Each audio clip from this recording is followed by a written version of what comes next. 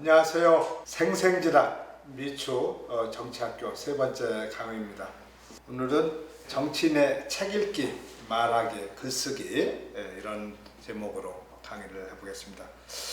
사실 처음에 이 강의를 생각할 적에 이 시간은 조금 더 직접 시연도 하고 하는 이런 생각을 했었는데 영상으로 강의를 하다 보니까 조금 내용은 좀 처음에 기도했던 것과는 달라지는 것 같습니다.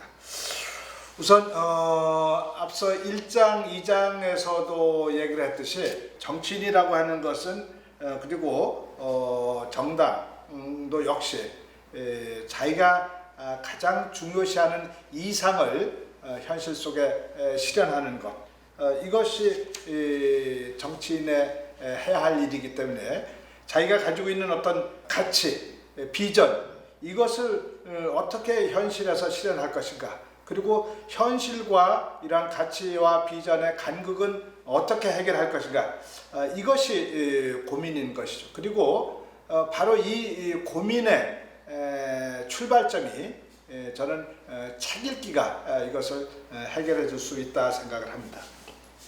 논어에 나오는 얘기인데 학이불사 즉 망이고 사이불학 즉 태다, 이런 얘기가 있습니다. 아는 건 많은데 혹은 뭘 배우기는 많이 했는데 생각을 깊이 하지 않으면은 어지럽다, 뭔가 이렇게 가닥이 안 잡힌다고 하는 것이죠. 근데 생각을 깊이 하는데 사이불학이면은, 그런데 어떤 현실적인 것을 잘 모르면은 이 위태롭다고 하는 것입니다. 저는 이것이 뭐 일반 사람이든 정치인이든 굉장히 시사하는 바가 많다.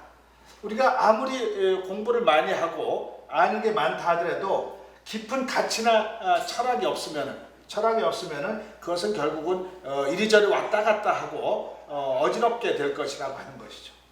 그러나 내가 어떤 추구하는 가치가 있고 어떤 이상이 있고 깊이가 있다 하더라도, 그러나 현실을 잘 모르면은 뭔가 배움이 없으면은 위태롭다라고 하는 것입니다. 여기서 이 배움이라고 하는 것, 학이라고 하는 것이 뭐 그냥 책 읽기라고 얘기할 수 있는데 단순한 책 읽기만은 아닌 것입니다. 그러니까 이런 내용이 어딘가에서 나오는데, 율곡 이 선생님이 선조대왕한테 편지를 썼는데, 선조대왕이 율곡 이한테 내가 공부를 하고 싶어도, 뭔가 배우고 싶어도, 학문을 하고 싶어도, 학문의 뜻이 있어도 너무 이 일이 복잡하고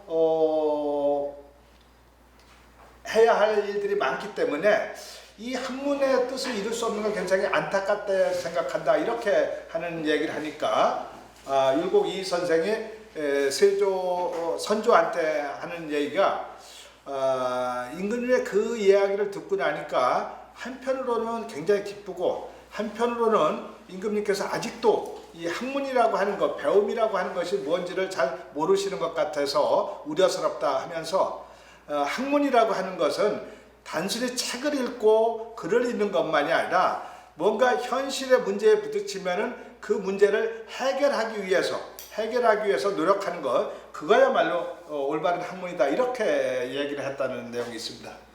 결국은 우리가 이 학문이라고 하는 것은 현실적인 문제를 해결하는, 그래서 이런 학문을 통해서, 배움을 통해서, 책 읽기를 통해서 한편으로는 내 가치를 세우면서 그 가치가 가지는 현실의 문제를 해결할 수 있도록 하는 것, 이것이 정치인의 책 읽기의 출발점이 돼야 한다는 것이죠. 정치인은 어떻게 보면 판단하고 결정하고 또 그 결과에 대해서 책임을 져야 되는데, 특별히 이 판단이 중요한 것입니다. 정치인에게서 어떤 판단이라고 하는 것이 중요한데, 이 판단을 잘하기 위해서 어떻게 하느냐, 결국은 많이 알아야만 정확한 판단을 할 수 있고 책 읽기를 많이 해야만 판단을 정확히 할 수 있다고 하는 것이죠. 물론 그 전에 추구하는 가치와 비전, 그리고 그 사람이 가지고 있는 삶의 경험, 이런 것들이 판단을 돕지만은 그러나 역시 많은 것을 아는 것이 필요하다라고 하는 것입니다. 제가 첫 번째 강의에서 주용 20장을 얘기를 하면서 애공이 정치에 대해서 물어봤다라고 하는 얘기를 하는데 그 20장 중에 뒷부분에 가서 짧게 나오는 얘기입니다. 박학, 신문, 신사, 명변, 독행인데 널리 공부해야 된다는 거죠. 책을 널리 읽고 널리 알아야 된다고 하는 거죠. 그러니까 이 정치인의 책 읽기는 특별히 이 박학, 그러니까 자기가 잘 아는 또 자기 전공 분야뿐만 아니라 모든 분야에 대해서 책을 읽을 수 있어야 됩니다. 그래서 저는 정치인들은 물론 이 신문이나 이런 책에 대한 속에서 뭐 이런 것들을 열심히 보면서 그 중에서 관심 있는 책을 끌어내고 또 때에 따라서는 큰 대형 서점이나 개가식 도서관이나 이런 데를 가서 책을 여럿이 있는 것을 이렇게 쭉 둘러보면서 내한테 관심 있는 책이 뭔지 또 최근에 어떤 책들이 나오고 있는지 이런 것들을 유심히 볼 필요가 있다라고 하는 것입니다. 전에 제가 알기에 어떤 정치인은 전문적으로 한 박사 학위 공부를 하는 그런 분들한테 책을 이렇게 요약해서 그 내용들을 좀 이렇게 요약해서 주는, 그래서 그걸 읽으면서 전체적인 것을 좀 파악하는 그렇게 하시는 분도 봤습니다. 그러니까 정치인은 어느 한 분야의 자기 전공 분야의 책만 읽는다기보다는 모든 분야에 대해서 전체 세상에 일어나는 모든 일에 대해서 관심을 갖고 그것을 책을 통해서 지식을 습득해야 된다는 거죠. 그리고서는 깊이 물어봐야 된다고 하는 것입니다. 뭔가 그 책의 내용이나 혹은 자기가 알고 있는 내용들에 대해서 좀 더 깊이 들어가야 된다고 하는 것이죠. 요즘 이제 이 국민기본소득제하고 제가 예를 많이 들고 있는데 국민기본소득제하고 전국민 고용보험제하고 그 다음에 청년 사회상속제하고 이런 세 가지 주제들이 있으면 물론 저 같은 경우는 국민기본소득제를 주창하는 입장이지만은 그러나 전국민 고용보험제나 또 청년 사회상속제에 대해서도 잘 알고 이것이 서로 혹은 배치되는지 이런 것들을 알아야만 정확한 판단을 내릴 수가 있다고 하는 것이죠. 그래서 좀 깊이 어떤 문제에 대해서 그때 내가 관심을 가지고 있는 문제에 대해서는 깊이 묻고 그리고 깊이 그것의 문제가 뭔지 또 해결책은 어떻게 다른 것이 있는지 이거에 대한 대안은 뭔지 이런 것들을 묻는 과정이 있어야 된다는 것이죠. 그러면서 다시 한번 아주 신중하게 생각해서 내가 국민기본소득제를 계속 이 방향으로 고집을 해야 될지 아니면은 전국민 고용보험제로 이렇게 바꾸는 그 대안을 가져가는 것이 더 좋을지 이러한 깊이 생각하는 과정이 있어야 된다고 하는 것입니다. 그리고서는 이 명변 뭔가 밝게 판단하는 결정하는 과정이 있어야 되는 것이죠. 그래서 어떻게 보면 이 두 가지가 같이 사회 과정이고 이것이 학예 과정일 수가 있는 것입니다. 그래서 학이 불사하면은 즉 막이고 사이 불학하면은 즉 태다. 그래서 이 널리 알고 그것에 대해서 깊이 이렇게 묻는 과정과 신중하게 생각하고 그리고 바르게 판단하는 이 학과 사가 서로 왔다 갔다 하면서 어떤 일에 대한 판단을 내릴 수 있어야 그래야 옳은 정치인, 바른 정치인이 될 수 있다는 것이고 그리고 나서 독행, 아주 독실하게 이것을 꾸준히 실천해 나가는 결국 이 과정을 통해서 어떤 내려진 결론이 있으면은 그것을 아주 우직하게 독실하게 정말 우공이산의 심정으로 실천해 나가는 그러한 태도가 정치인의 바른 태도라고 할 수 있는 것입니다. 결국 그러나 역시 출발은 이 책 읽기에서부터 출발을 해야 되는 것이죠. 모든 분야에 대한 책들을 좀 제대로 읽고 많이 관심을 갖고 그래서 기본적으로 정치인은 자기가 관심 있는 부분 뭐 이런 것들의 책을 읽고 또 그 시대에 그 시기에 뭔가 유행하는 그 시기에 이슈가 되고 있는 이런 부분들에 대한 책을 함께 읽는 그런 태도를 가져야 한다고 하는 것입니다. 제가 또 하나 정치인으로서 좀 해야 할 일은 헌법을 읽어야 된다고 하는 것입니다. 제가 어딘가에 글도 그런 글을 썼는데 제가 구청장이 되고 나서 제 법조계에 있는 친구가 저한테 하는 친구가 가끔은 헌법을 읽어라. 너무 어떤 시행령이나 이런 조례나 법령에 매몰되다 보면은 그 일을 왜 해야 되는지, 그 법이 왜 만들어졌는지를 잃어버릴 수 있기 때문에 헌법의 정신으로 돌아가야 된다. 그래서 헌법을 가끔은 읽어야 된다. 이렇게 얘기를 하는 걸 들었습니다. 또 제가 우리 구청의 공무원들한테 이 일자리 문제를 해결하는 것, 우리 지역에 살고 있는 사람들의 일자리 문제를 해결하는 것이 공무원들이 생각하죠. 내가 그 사람들 일자리 만들어준 게 무슨 내 일이 되겠는가 그렇게 얘기하지만은 그러나 우리 헌법에 보면은 모든 국민은 근로의 권리를 가진다고 했으니까 결국 그것은 무엇인가 하면 일하고자 하는 사람에 대해서는 우리 공무원들이 일을 할 수 있도록 해주는 것이 헌법의 정신이다 이렇게 얘기를 한 것이죠.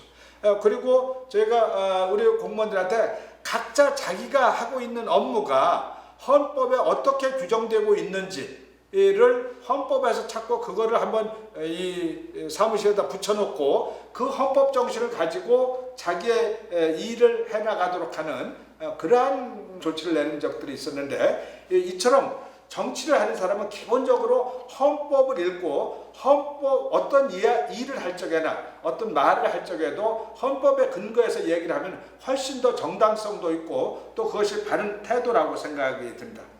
또 정당의 당원으로서는 당의 강령과 당원을 숙지하고 그것을 좀 읽는 그런 자세를 가져야 된다고 하는 것입니다.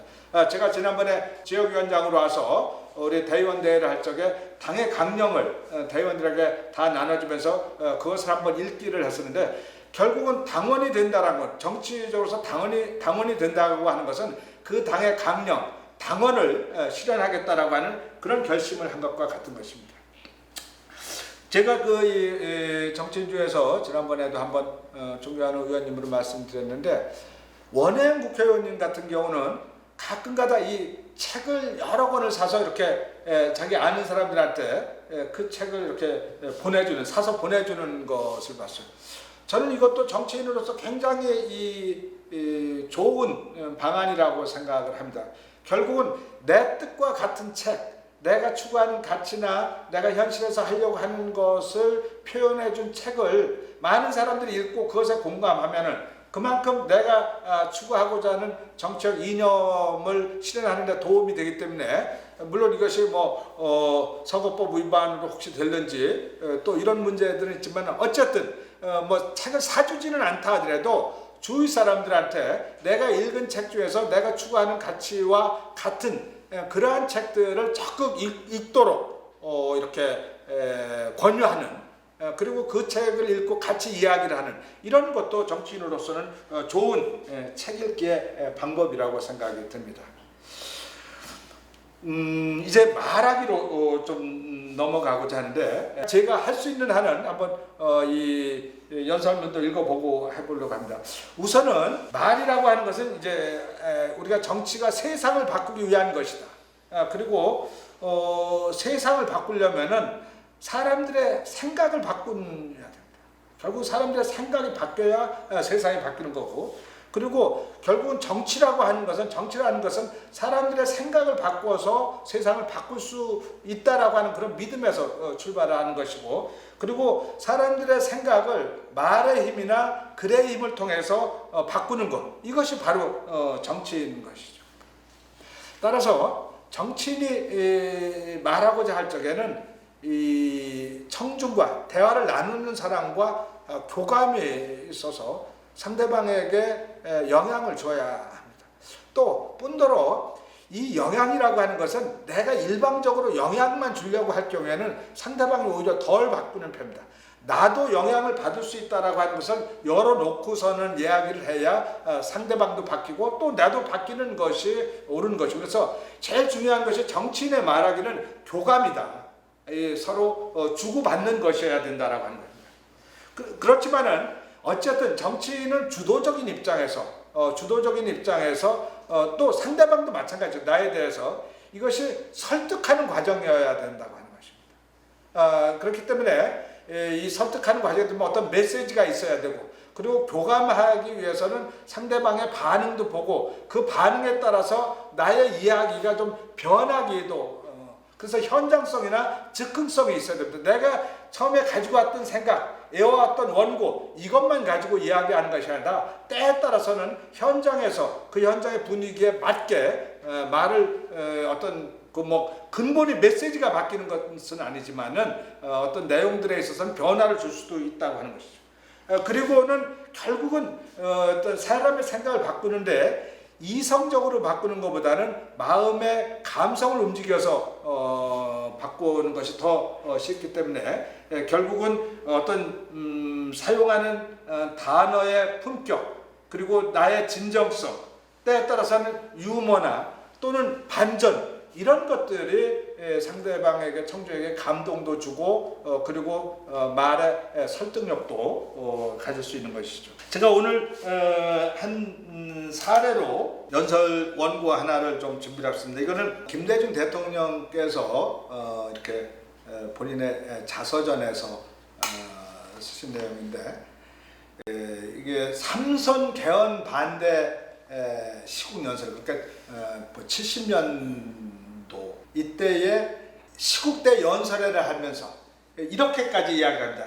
집에 들어가지 않고 시청 앞 뉴코리아 호텔에 투숙하면서 연설을 준비했다. 근데 김대중 대통령께서 가끔 그런 얘기를 하셨어요. 자기는 연설하기 전에 아마 이 내용일 텐데 거의 20번, 30번을 이 연설을 원고를 외우고 연습을 하고 그리고 나서 이 연설을 했다라고 하는 것입니다. 우리가 김대중 대통령의 연설이 어쨌든 현대사에서 아주 명연설로 되어 있는데, 그만큼 김대중 대통령께서는 본인이 연설을 하면서 준비를 많이 하셨던 것이죠. 이제 그때 당시에 공화당이 황소를 상징한 것이 있었고, 그리고 이 삼선 개헌이라고 하는 것이 결국은 국채를 바꾸는 아주 그 반민주적인 그러한 내용인데, 이걸 빗대서 이러한 연설문을 만드셨습니다. 조간신문을 보니까 경기도 안성에서 미친 황소 한 마리가 주인 내간을 마구 뿔로 받아서 중상을 입혔어요. 마을 사람들이 이 황소를 때려잡으려고 몽둥이를 들고 나섰지만 잡지 못해서 마침내 이 황소를 때려잡기 위해서 지서 순경이 와가지고 카빈총을 5방이나 쏘아서 기어이 때려잡았습니다.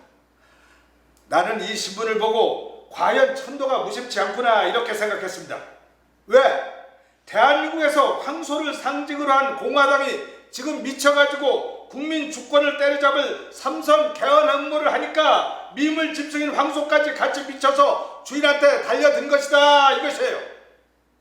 이런 식의 연설을 하시는 겁니다. 그러니까 여기서 재밌는 것은 이 김대중 대통령께서 공화당을 상징하는 이 황소를 이용해서 유머러스하게 이 공격하고, 그리고 공화당에 미쳤다라고 하는 것을 이야기하는 것인데, 이런 내용을 만들어내기 위해서는 끊임없이 어떻게 하면은 이 공화당의 삼선 개헌을 쉽게 공화당의 행태를 묘사할까라고 하는 것을 고민을 했기 때문에 이 조간신문을 보면서 바로 이런 생각이 나올 수 있는 것이죠. 그러니까 연설문이라고 하는 것, 연설 초안을 잡는다라고 하는 것은 결국은 내가 이야기하려고 하는 그 메시지를 어떻게 하면 잘 전달할 것인가를 끊임없이 고민을 해야만 제대로 된 연설문이 나오는 것입니다. 저도 뭐 구청장을 하면서나 이렇게 할 적에 대체로 연설문을 써주지 않고 제가 직접 연설하는데, 연설하기 직전까지 그 자리에 앉아서 무슨 얘기를 어떻게 해야 될 건가를 계속해서 고민을 하고 그리고 들어갑니다. 다만 이때 중요한 것은 뭔가 하면은 많은 분들이 이야기를 하면서 자기 이야기를 이렇게 어디서 끝내야 좋을지를 몰라가지고 질질 느리다가 이 청중의 반응이 완전히 널브러지는 이런 일들을 많이 보는데, 내가 해야 될 얘기를 스스로 아주 짧고 정확하게 정리를 해내야 됩니다. 그래서 내가 요 얘기를, 요런 예화를 들면 요 얘기를 요렇게 하겠다라고 해서 어떻게 끝맺어야 되겠다는 것까지 가지고 있고, 그리고 그것을 정확하게 해내야만 이 관중이 지루하지 않게 할 수가 있는 것입니다. 제가 언젠가 한번 이 승학 체육관에 갔다가 아이들이 모여 있는 자리에서 연설 뭐 이렇게 축하의 이야기를 하도록 하는. 근데 그 유치원 아이들인데 거기 가서 유치원 아이들한테 무슨 이야기를 해서 뭐가 전달이 되겠어요? 보통 유치원 아이들이 있으면은 학부모들이 있기 때문에 학부모를 대상으로 한 뭐 이런 이야기들을 하기도 하는데, 그러나 유치원 오늘 그때 그 자리는 그냥 유치원에서 아이들만 이렇게 인사해서 나와서 순전히 유치원에 아이들만 있는 자리였었는데, 그래서 제가 그때 이 저기를 이야기를 한 것이 아니라 그냥 앞으로 이 노래를 불러주는 것으로 아이들에게 이 축하 얘기를 하는 것을 했는데, 결국은 이 현장성이라고 하는 것, 그러니까 연설에 말하기에 있어서 중요한 것은 얼마나 내가 그 현장성을 살릴 수 있느냐 하는 것입니다. 물론 제가 개인적으로 조금 덕을 본 것은 제가 연극을 했기 때문에 이 관중의 반응을 느낄 수도 있고, 또 관중의 반응에 따라서 제가 뭔가 다른 이야기를 할 수도 있고, 이런 것들이 가능하기 때문에 조금 도움을 받은 측면이 있죠. 저는 그래서 정치를 하시는 분들이 한 번쯤은 이렇게 연극을 해보는 것도 좋고, 또 어렸을 적에 우리 누구나 학생들한테 한 번은 연극을 하는 이런 경험들을 갖도록 하는 것도 좋다고 생각합니다. 중요한 것은 결국은 내가 전달하고자 하는 이야기를 어떻게 하면은 흡수할 수 있도록, 반응이 올 수 있도록 연설을 해내느냐 하는 것이 중요한 것입니다. 그러나 더 중요한 것은 결국은 내가 하고자 하는 이야기가 있어야 되는 것입니다.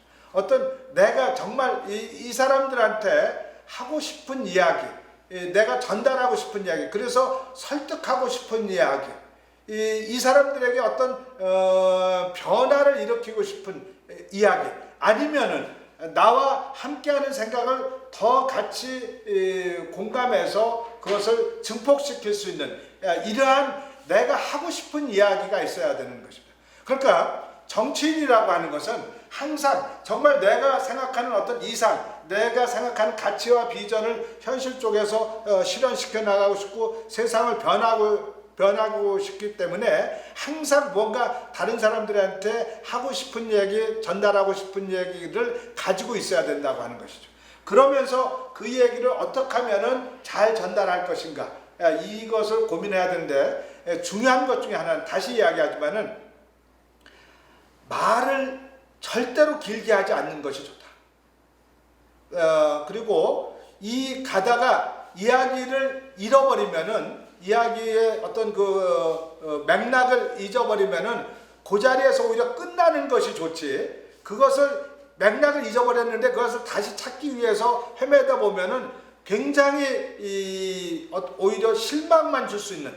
그래서 많은 경우는 정치인들이 누구나 이렇게 대중 앞에 나서서 연설을 하기 좋아하고 말하기를 좋아하는데, 오히려 말하고 연설하는 것이 마이너스가 되는 경우들도 많이 있습니다.